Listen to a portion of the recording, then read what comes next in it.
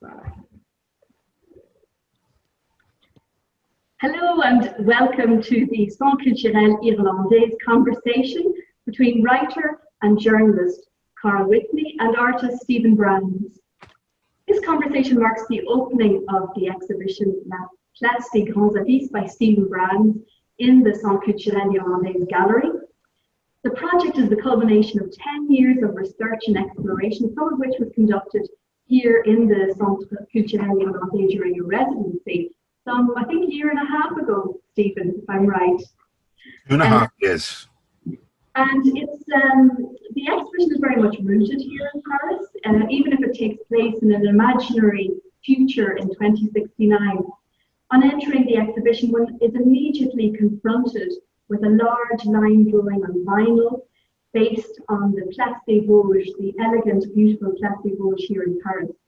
I'm in the salle de conférence of the Culturel with Karl and Stephen joining a live audience via Zoom, and we have time for questions from the audience at the end.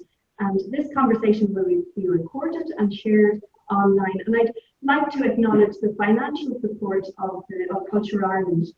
So I'm now going to hand over to Karl, whose books Hidden City, Adventures and Explorations in Dublin and Hit Factories, A Journey Through the Industrial Cities of British Pop, explore social and popular history through travel writing. Thank you, Karl.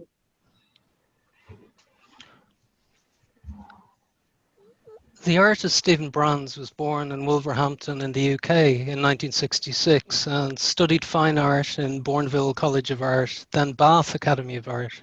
He moved to Ireland in 1993 and studied at the National College of Art and Design in Dublin between 2000 and 2002. He represented Ireland at the Venice Biennale in 2005 and is shown in numerous exhibitions in Ireland and internationally. In 2018, he was an artist in residence at the Centre Culturel Irlandais, where he carried out research for this work, La Place des Grands Abysses. His practice explores word and visual language as vehicles for storytelling, particularly travel fiction and European traditions of absurdism and satire. Latest work includes drawing and painting, but also monumental posters, signage, collage, printed publications, and animated slideshows. His underlying theme is legacies of European history, manifested in landscape and the constructed world, which we'll talk about in a bit more detail now. Stephen, welcome to Paris. Hello, Paris. Since we're both here, but not really here, I wondered if I could start with this question, which is, what's the importance of travel in your work, both as a research practice, a research process, you go somewhere, you gather material, but also as a theme within the work itself?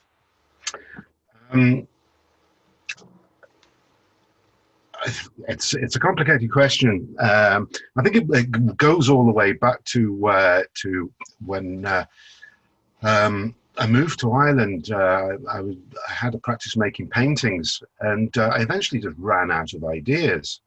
So I kind of, when you run out of ideas, it's kind of frightening. But just thinking about my family history just kicked off something that has continued to this day. And there was a story about my grandmother, who was born and lived in the far east of Romania, near the Ukraine border, of their having been a possession order of their family timber yard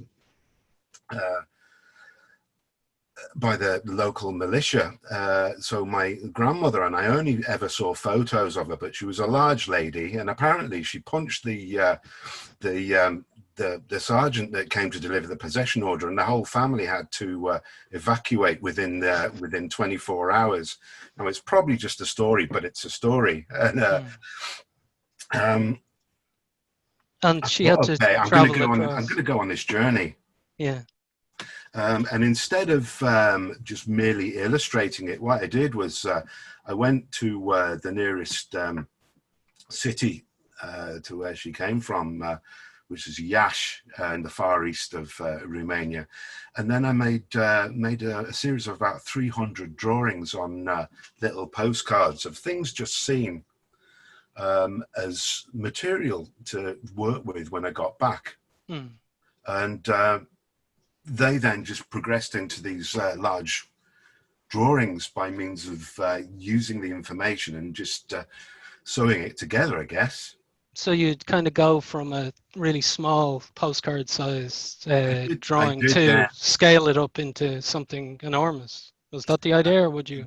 That was the idea. That's kind of how it happened. So what was essentially being made was a fiction made from scraps of information that I'd gathered on these journeys. And you know, what it did was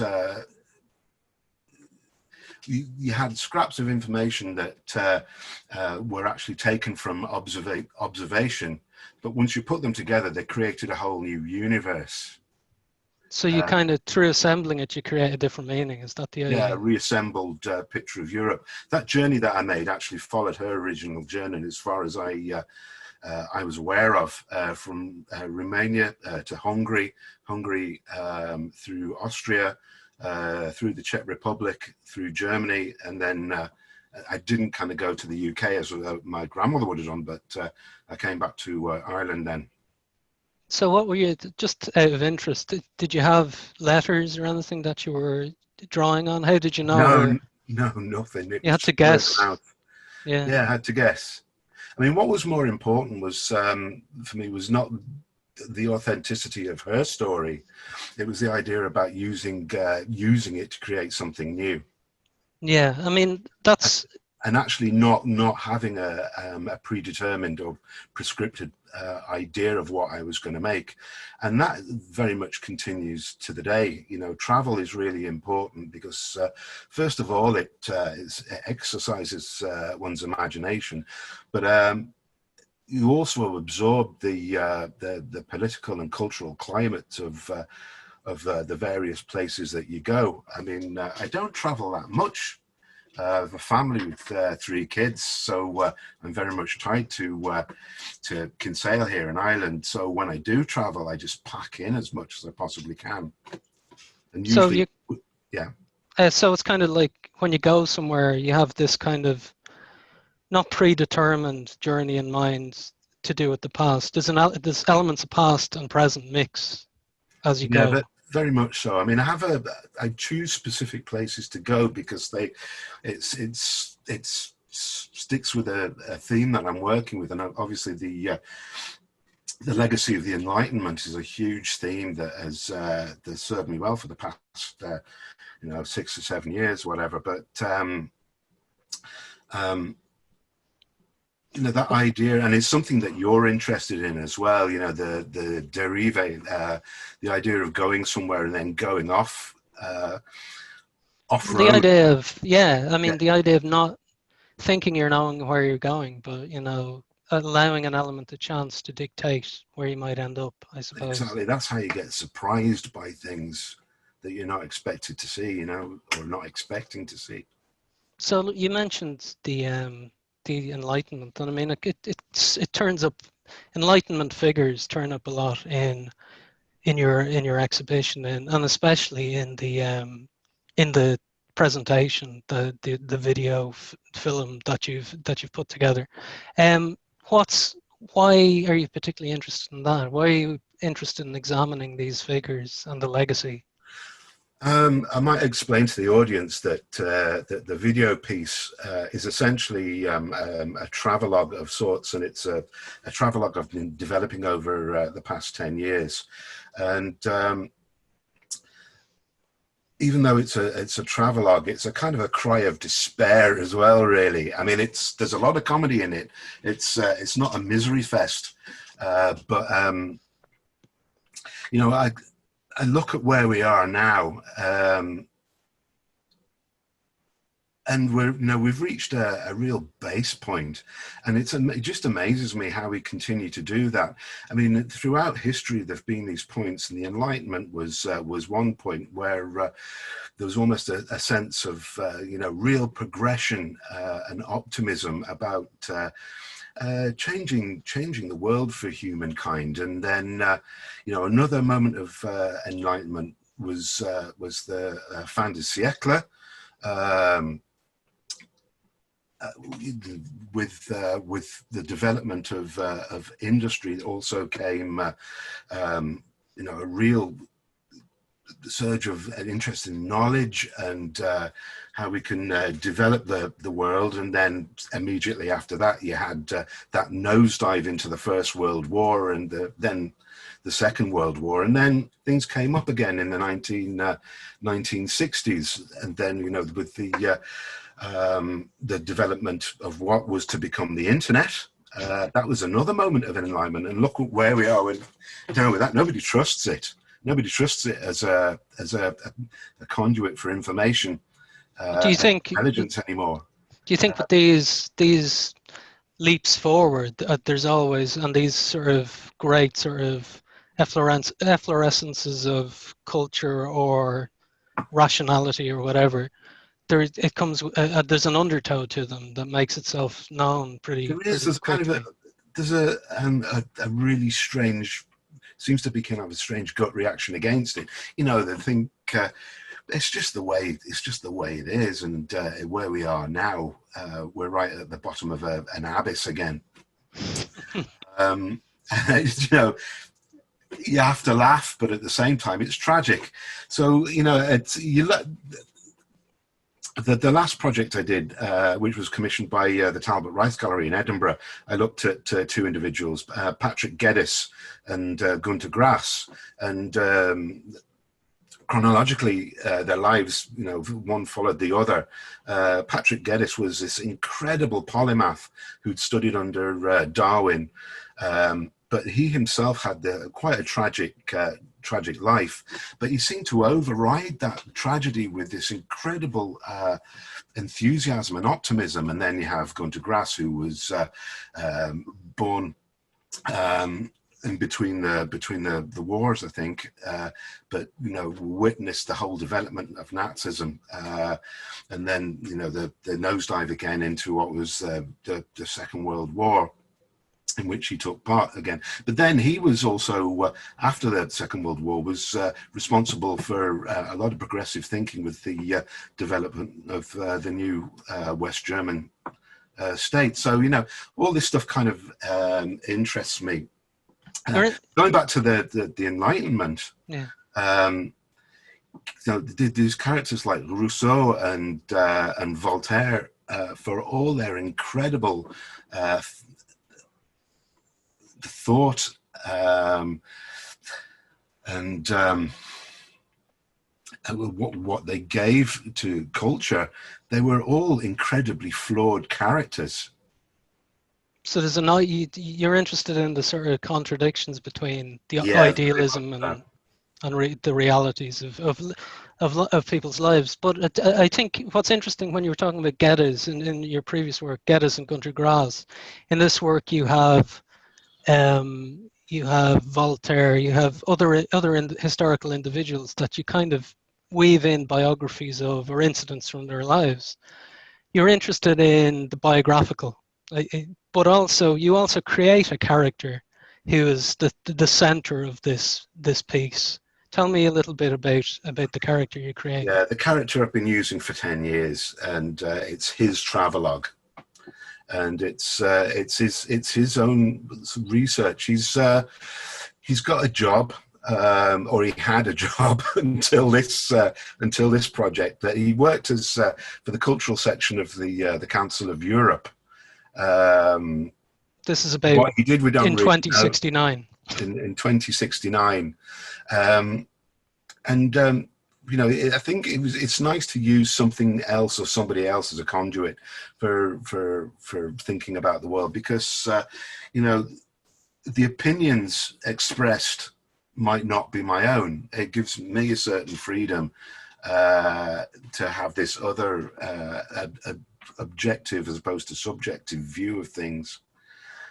So he's kind of like a bit of an innocent, really, tossed around by circumstance and by the times. But you know, he just thinks about things. He's got a real interest in architecture and other cultural Tell us a bit about where he is at the beginning of the narrative, what he's doing, because it relates, I think, to your interest in enlightenment and interest in that kind of those kind of Well, he's ideas. taken a sabbatical from his job, and this is before he gets the news that he's been sacked.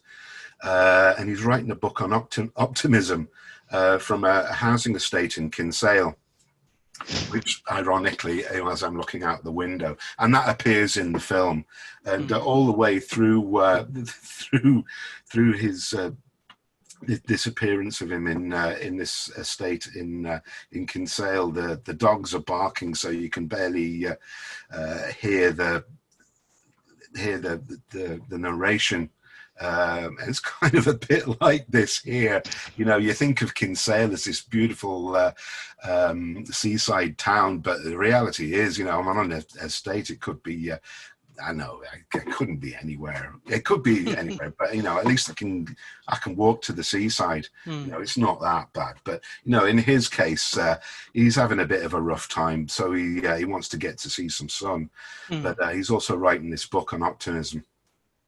So what does Europe and the history of Europe look like from Kinsale? From his either one of you. Yeah, it's really strange, kind of being right at the very edge of Europe and trying to make sense of it all. And even I'm sure when I do go and travel, I don't really get a sense of it all. I get sample it. A sample of what I want to see. And, you know, in a lot of cases, I take a lot of photographs and make drawings and I bring them back and I try and make sense of it all. When you say... Or actually, I don't try and make sense of it all. I do quite possibly the opposite. As I say, I collect all this stuff, images, notes, conversations I have with people, even old magazines and newspapers, and I bring them back. And I don't try and make sense of it all. I just make something new with it. All this stuff gets clobbered together to make narratives, and that's essentially what you're seeing in the exhibition. It's like, I mean, I think it's kind of, it does, we started this conversation discussing travel, and I mean, it does, you talk about how you sample Europe, you go there, you bring material back, and then you put it back together, you reassemble it in a certain way, telling us a certain narrative that you may not know at the start, but that emerges from the material. That's kind of what people do when they travel, isn't it? You know, I mean, you go somewhere, you see certain places, you miss other places, you know, you may not be there again. I don't know if this is a familiar experience for the audience, but I remember when I was about 6 or 7, you know, having gone on these cheap package tours with my parents, and then they'd come back and do slideshows for the for their friends, and you obviously only get the good bits. You know, there was no mention of me spending half a day in the loo having eaten something rotten. Unphotographable, or is it? No, but you know, it's you know, there's a history behind you know, the whole slideshow thing, I think, but slightly tap into. So I mean, you're kind of, what we're talking about in a way is a form of collage, isn't it? I mean, it's you're assembling. It's a form of film editing as well, but you're assembling material that you've collected, and you're sort of creating a narrative through that sort of sequence. So I mean, with the sort of slideshow presentation / film that you've created, what were the challenges going from being an artist whose work is kind of drawing, painting, and so on? What are the challenges working with a notoriously kind of, I don't know how you did it with, you used PowerPoint, didn't you? I did for the first manifestations. Yeah. But then and I then you moved got on. an equally rubbish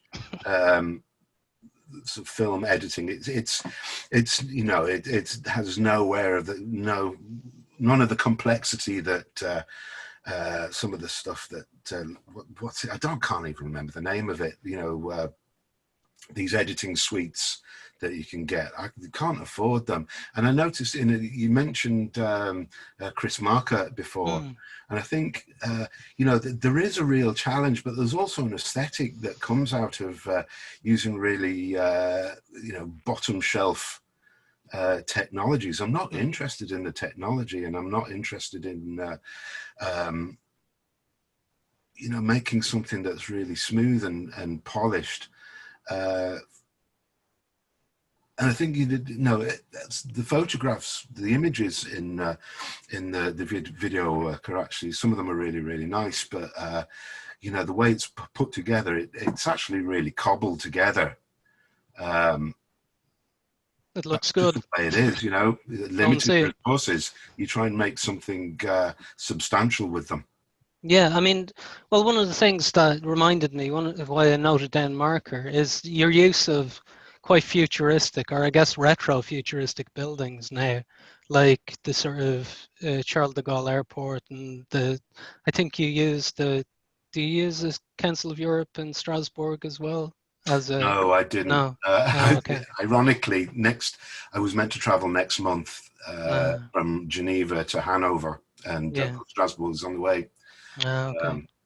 But yeah, it reminded me of both Marker, but also Jean-Luc Godard's Alphaville, which used sort of then newly built brutalist buildings around Paris in order to present a future, that looked a little like the 60s. I actually made a point of not looking at their work until I'd actually finished doing mine.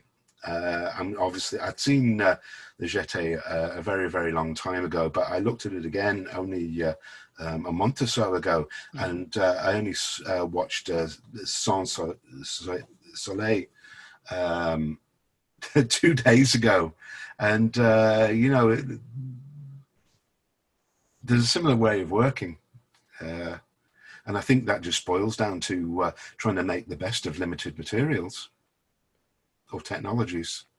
The first time I heard from you a few years ago now, but you were beginning to look into, or maybe you were in the middle of looking into the Rue Volonte, the street on which Georges Perek grew up, and it features in your work. Can you talk a little bit about why you were drawn to it and how significant it is within the overall narrative?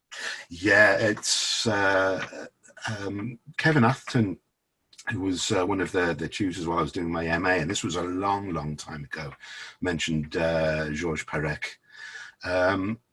So I bought the collected Species of Spaces. Yeah. And I actually didn't bother reading it for about 5 years afterwards, and then I started just picking. It's one of those books, because it's a collection of writings you can just pick at, and you might actually say something about that passage Rue Valin for the audience, because you studied it as well. And the reason I'm talking to you now is because when I was doing some research, I found this article that you'd written. I mean, Rue Volonte is, I guess, a street in Belleville that Georges Perek grew up in, and had some memory of, I think, but kind of repressed memories of, maybe. But during the Second World War, his parents and he were Jewish, and I think his father died fighting for the Polish side in the war, and his mother was taken away to Auschwitz. He had been relocated to the countryside, I think, and and then lived in Paris, became a writer, worked as an archivist in a hospital in Paris, a cataloger, and he says had never been back to the street until he was there one day in, I guess, his 20s, and with a friend, and they walked up it. And it became then an obsession for him with a sort of incomplete project. He decided in 1969 to spend 12 years going to 12 places in Paris, where he would go once a month to each one, note down what he saw there. So places that were autobiographically connected to him, one of which was the Rue Volant, and he would basically walk up. He'd go there and he'd arrive at a random time on a certain day, or maybe he'd miss the day or whatever. But once he'd go there and he'd walk up and write down as neutrally as he could what he saw. And what he sees, it becomes this fascinating document of decay and decline, because the area is slated for demolition and none of what he records exists there anymore. Half of the street, or maybe even 2/3 of the street, is Parc Belleville. And so I was drawn to it because of the wider project. As I read more and more about it, the wider project about autobiography, memory, but also the sort of neutral observations he conducts there, which are quite fascinating. And there's something powerful about them when you read them. I mean, they're not emotional, but there's something there. When I first read it, I just thought, okay, this is a piece of modernist writing. It's kind of anti-descriptive, anti-emotional. You know, it's just the representation of a regular Paris street. I took it at face value, but then I Google earthed it, and I couldn't find anything apart from this sort of stub of pedestrianized street, and that kind of fascinated me. So then I looked into it more, and then the way, you know, when I discovered that he'd grown there until the age of 4, and his mother had a hairdresser's on that street, because there's no emotion let into the writing, the weight of that piece of writing suddenly hit me, and it's incredible. And the same with all his writing, the idea of something being of being missing. Yeah, I mean, like La Disparition, for example, is like a crime novel written without using the letter E, which is you know, in French, and that puts on another layer. I find his work incredibly complex. It's you know, it's like one of those jokes you'd be laughing at 2 years later because of its complexity. But you know, as well as the humor, there's an incredible weight of tragedy in there, and that as a strategy for making art, that really interests me. Bringing two very different things in such close proximity. So I mean, talk to me a little bit about how it became relevant in the video, because you do retrace this walk up the street, or your character does. So, and in order to do that, you had to do it as well. So, tell me about that, and what's the relevance of Perek in that? Yeah, there's something very poignant in the idea that a community in the 60s was taken out of an area of Paris on the grounds of it being unhygienic or unsanitary, and then being replaced with a park, which, yes, is a really good idea. You know, it's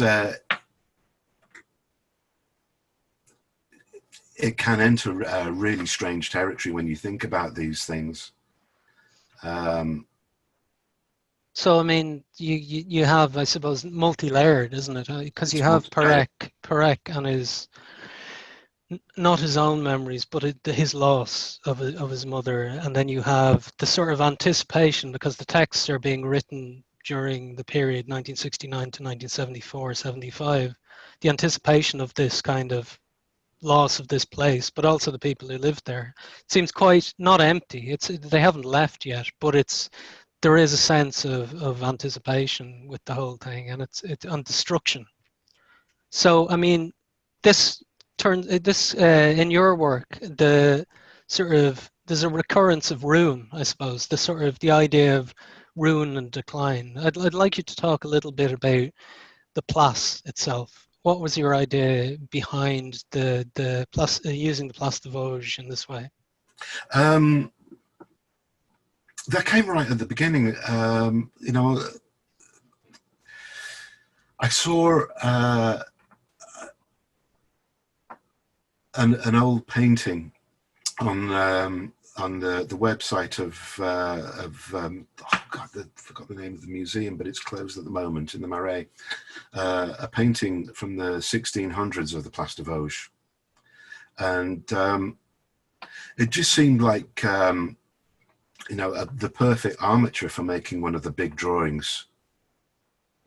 But as I say, with the drawings, with any of my work, I don't like to have a completely,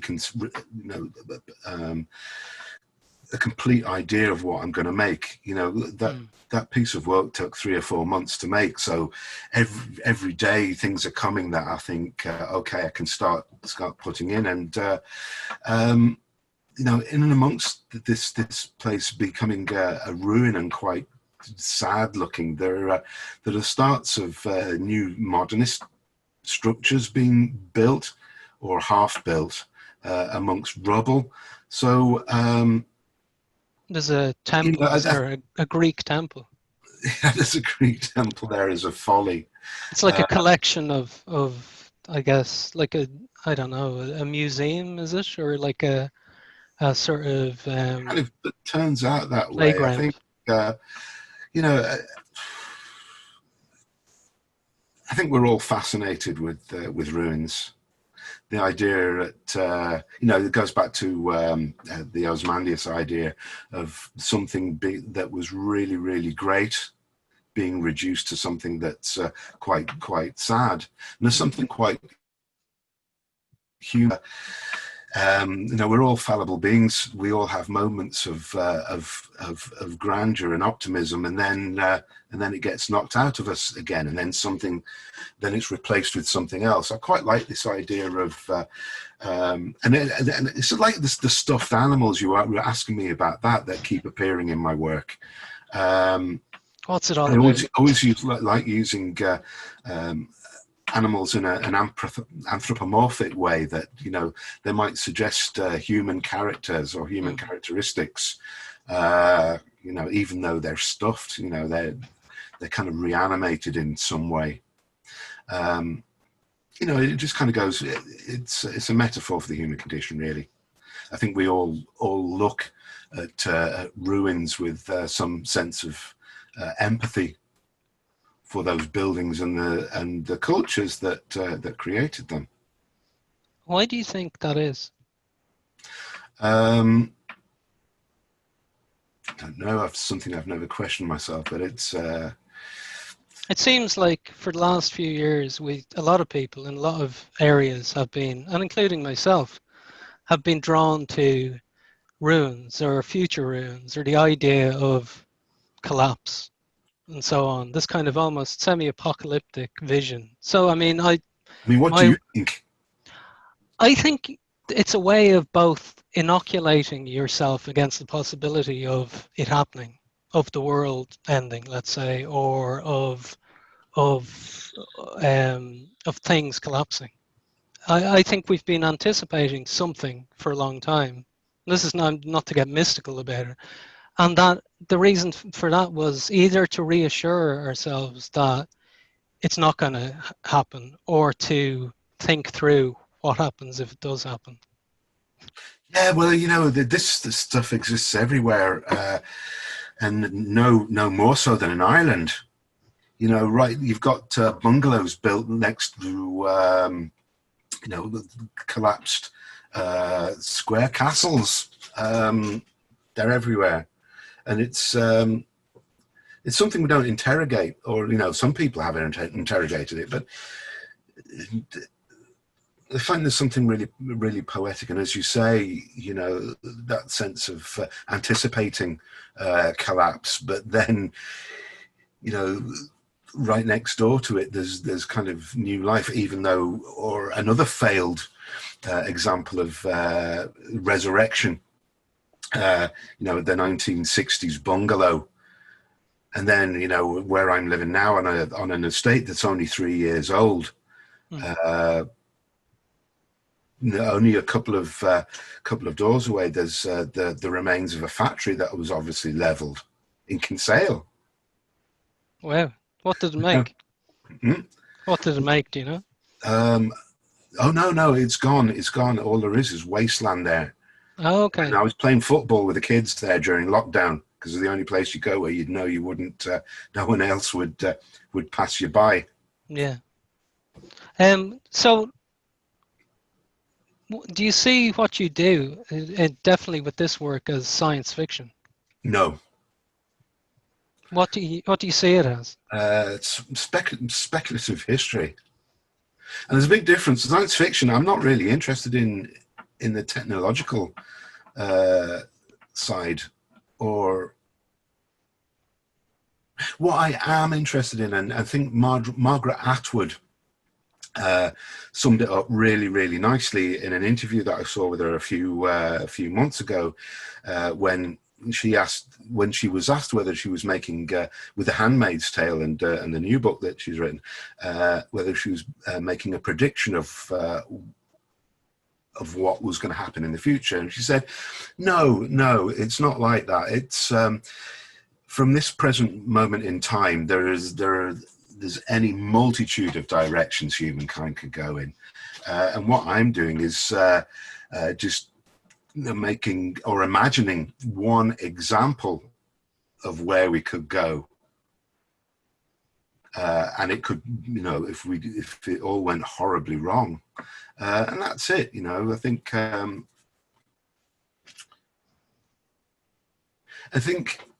you know, imagining into the future just allows for artistic license. I think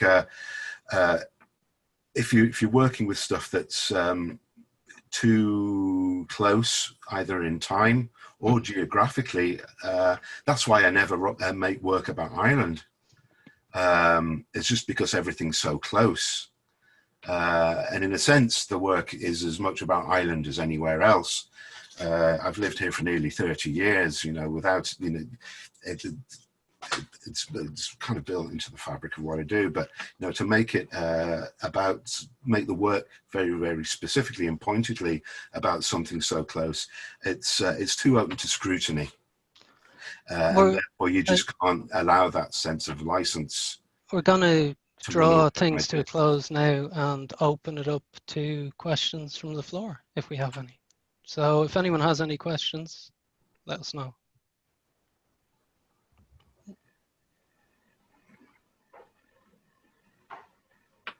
Does anybody have a question they'd like to ask? My hearing is quite bad anyway, but I think the microphone's very, very difficult to pick up clear sound. It's okay. Or then if you have a comment that they might like to make or a question.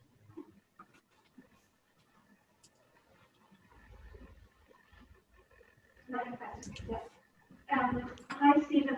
I wondered why you picked the plastic Vosges in particular. Why did you pick the plaster Vosges? Why did they pick the plaster Vosges? As I say, I work with whatever material comes to hand, and I'm always looking for material, and I'm open to finding new material. And it was just looking through old paintings of Paris. I found this painting of the Vosges from, the Place Royale as it was from the 1600s, and I thought that would make a good template for a drawing. And from that moment, as I started collecting more stuff, the narrative started to build, and eventually that's it. Le Place de Grand Abyss came about using the Place de Vosges as the final part of the video story, as something for a drawing. I've just been told my internet connection is unstable. just to warn you in case I disappear. Stephen, could I ask you one last question, unless we have any others here? But your character, you know, you speak about him as if he were real. Sometimes it's, you know, I remember in the past it confused me that, you know, is it based on, you know, at the beginning, is it a fictional character or is this a real character? But is he a tragic hero? Is he a tragic figure? He kind of is until I don't want to make any spoilers, but in the video,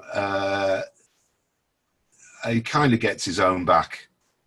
You know, in a way, it's me going into the studio and this comes up in the video, is almost like me being God. I've created this little universe in this shed that I work in, and Sitzfleisch, this character is almost like a puppet that I've made, a virtual puppet that I wouldn't say goes on an adventure, but you know, he travels through this future world, and you know, part of you know, this thing about making art is the fact that in the real world, it's very hard to have complete control over one's own existence. You know, it's and you think you can do when you go into the studio, be all powerful, but of course the real world kind of creeps in as well. So this happens to this character I've invented as well. But you know, eventually he just gets sick of being used. Anyway, it's all in the video. I don't want to make too many spoilers. Stephen, on that note, would you like to declare your exhibition from Ireland open? Would you like to declare it officially open? And I will invite our audience here to go and see it. Yeah, absolutely. The video is an hour long, so you might take a peek and then come back and see it in its entirety. But there's enough to look at in there anyway. But thank you all for coming, and thanks, Nora, and thanks to Una, if she's there, for helping install it, and also Steph and the team, and also your team as well. And I'm really, really sad I can't be there. We're very sad too, Stephen. But thank you to Stephen joining us from Kinsale. Thanks, Carl, as well. No problem. Thank you. Carl. Thanks, Carl.